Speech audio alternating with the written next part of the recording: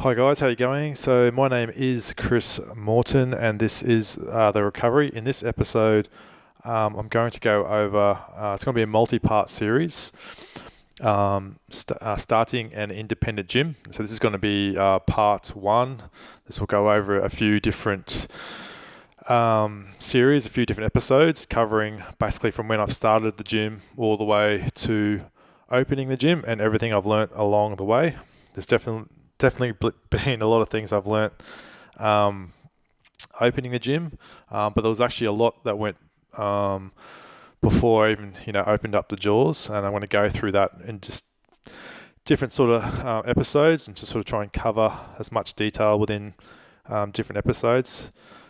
This particular episode, I'm just going to cover, I guess, basically the original thoughts and ideas that I had. So I opened up Electric Fitness in July 1st last year. So that's actually, when the doors first opened to the first classes. So that was July 1st, 2019. But really, I started thinking about opening up the gym 3 years prior to that. So that would have been, around about, I guess, 2015, 2016. So I've been CrossFitting for about, I think I'm into my fourth or fifth year now of actually doing CrossFit style training. Prior to that, I've always just played rugby. So I just kept fit playing rugby and a bit of touch footy. I played rugby up until I was like 35, which is quite old for like suburban park footy to still be playing. I just definitely enjoy like the fitness side of things, and also getting into the gym, having a good workout makes me feel good. I guess I first sort of came across CrossFit. I think it was the CrossFit Games, was on YouTube. I actually don't even know how I came across the CrossFit Games video, probably just through Googling and YouTubing. Maybe some ideas on how to bench press or deadlift. I'm not even sure. Then I think it was just the CrossFit Games, Rich Froning. And then straight away I was like, just going, what is going on here? What are these guys doing? They all looked really, really fit. And I actually liked their physique. I didn't want to be a big, bulky bodybuilder that you see a lot in like Globo gyms, like Fitness First, Anytime Fitness. It's just guys that just really standing on the spot, just doing this. And when I stopped playing rugby, that's what I missed. Like you used to got to run around and that was your cardio, but you needed to be big and strong to handle all the collisions. And I could just see these guys are running around, going up ropes, lifting heavy weights. I was like, this looks good. So I sort of Googled around in my local area, and then I saw there was Urban Energy at Miami. And it actually took me a while to actually go join. So I had my Fitness First membership, and then I started trying to do my own CrossFit workouts at Fitness First, and it really is just a disaster. Like, I think I was trying to do like power cleans or even thrusters, and I couldn't even get a front rack. I started trying to do like the kipping pull-ups, and I was just getting really tight and sore, and I just didn't really know what I was doing. And I think, like, I could do all like the basics, like a bench press, deadlift. I had all those sort of strength foundations. And for my cardio, I was doing, I think every 3 times a week, the actual same workout, and there's like 4 different stations. And that's what I thought, that's going to keep me fit, and I'm just going to get faster at that time. So I had no idea of like the CrossFit methodology of like being constantly varied functional fitness. So I one day I just went, yep, I'm going to go join this place, and just joined up. And then I immediately realized that I was very, very, very unfit and out of shape. Had a little bit of strength there, but the cardio side and just moving well, I just really had no idea. I was there for about 6 months, and then the main coach there was a guy called Matt Harpu. A sort of bit of tragedy happened with Matt. He got diagnosed with a cancer. I think it was around his ear. And it was actually quite serious, where he had to actually shut down the gym, which is quite a sad day, because I was sort of just like 6 months into joining there. It might even be a bit longer, and just starting to find my feet, and really enjoyed like that community side that everyone talks about in a CrossFit box. It was actually a really, really sort of sad day that he just said like he had to close. There's a few problems, I think, on the side, on the finances with the business, with something going on there, and then plus with the cancer. He just had to look after himself, and hopefully recover and then come back and reopen. Maybe. So when he closed down, I actually thought, I might be able to actually run this myself. I been sort of quite successful with my online business, where it was like a real passive income, where I had a bit of time, and thought the whole entrepreneurial CrossFit sort of style model would actually suit me, and I think I could actually thrive in that sort of environment.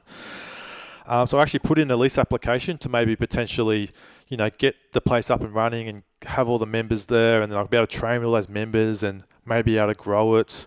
But we actually got knocked back. My lease, they actually went with Lumber Punks, which is the axe throwing place.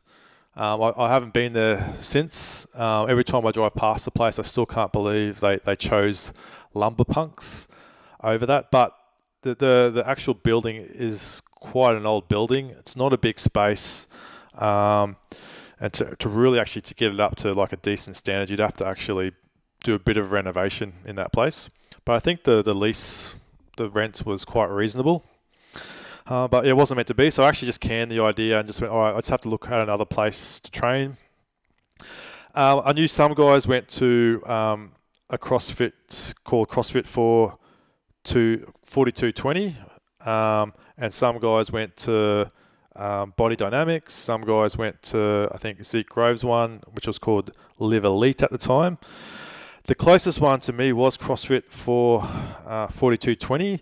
But then I knew a few guys went to Live Elite. It was a bit further away, but I gave that one a go first. Both of them were, I gave Zeke's one a go first, just one session. And then I also, more guys had joined Renee's one at CrossFit 4220. Bit of a smaller box, but a lot closer, but I knew more of the guys there. Did one session there and just made the decision, look, it's closer, it's more convenient. I think and actually a lot of people just do that. They actually just pick the closest box or gym to them, which I can understand how that works. But people really aren't prepared to travel to like maybe get coached by a better coach or someone who's really going to look after them. They just rather just go to the closest gym. It's the psychology behind that still amazes me ever since opening this box up. Like Renee was great. So there was, definitely an adjustment from Matt's way of training to Renee's. Matt was a bit more laid back, a bit more relaxed. We had Waterfire running, but we never entered our scores. He actually had, I think, two main programming tracks, basically like a RX and like a fitness level one, like a sort of scaled version. And you could just sort of go between the two, and he was to put no pressure on you whatsoever. You just picked how you felt in that particular day. He was just more about you just moving better, and slowly over time. There's definitely some competitive guys in that box that were doing quite well in comps, but he would just sort of let them do their thing, and then everyone else do their thing. Not to say Renee wasn't doing that either, but Renee was just more of like just the one program that everyone follows, and it was probably a bit more strength and conditioning programming for like maybe open level. So everything was programmed for like people who could probably do quite well at the open and sort of scale down from that. It's the first time I've really been introduced to a whiteboard only box where there was a whiteboard on the wall, and every single session, the strength component, the conditioning component got logged, written down. So that's the first time there's that leaderboard, that competitive side of things. To sort of, that sort of things can really start to push you. There might be a few people in the box where you just want to beat every day, and that can get you to your goals, to get to a better outcome of what you're after. It can also do the reverse. You can think you're just getting crushed. There's all these guys so much fitter than you, and you can just in your head think, oh, like I'm never going to be as fit as these guys, and you can sort of start thinking negative as well. But yeah, that's just the contrast of styles. So when did I actually start to revisit the idea of actually starting this myself? So I was in Renee's one for I think a good couple of years. So that's like 2 more years of working in my IT business. Still doing quite well. But yeah, I was actually about to, people say they want that 3-hour work week or 5-hour work week. I was actually starting to really do that. So I had a lot of extra time on my hands where I could sort of think about what's going to be, I guess, like my next thing to do for the next decade of my life. And yeah, I just kept waking up every day going, yep, I think I can open up a box. How am I going to do this thing? So I just started doing the research. But before that, I guess you sort of got to go back to why you want to do it. Like why do I train in the first place? So I actually got diagnosed with bipolar when I was 34, but I think I've roughly had it since my mid-20s. So obviously, if anyone knows a bit about bipolar, there's different levels of intensity depending on what you're going through, what stresses that may have come into your life and how you dealt with them.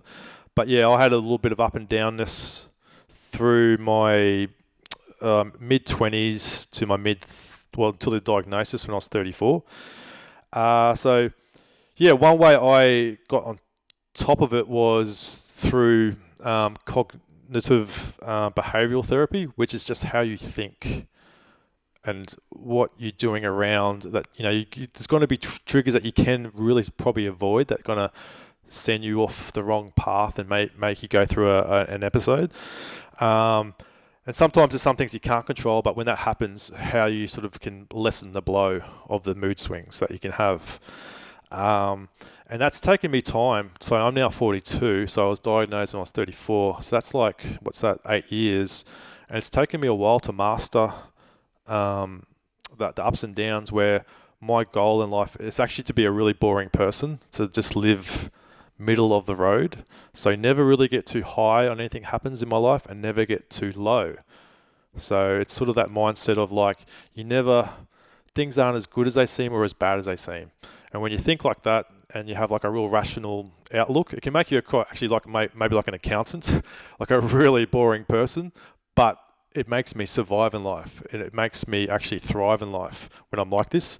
One of the big things for me that really exacerbated my bipolar was alcohol, and not just one or two, like a lot. Like drinking a lot of alcohol could actually swing me in a high mood, or could actually just put me into a really down mood. So that's where like the whole health and fitness thing. So if anyone ever wonders like, why does Chris do what he's doing?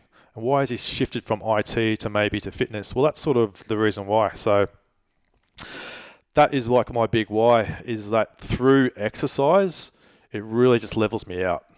I can release a lot of energy, release a lot of just frustrations in life, and you just actually boosts your energy. It actually boosts your brain cell. Everything, you think better when you're exercising more.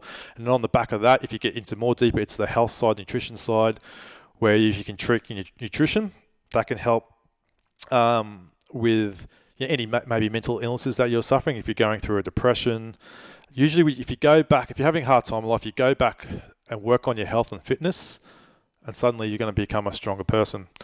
So that's my why, and that's what I actually want to help other people in the community, and that's why I'm doing what I'm doing. So then I started to do my research. So I was like, all right, how am I going to get this done? So I'm going to leave it there for this episode of starting an independent gym in the fitness business category. Next episode, I'm going to cover how I actually came up with the name Electric Fitness. We'll see you in the next episode.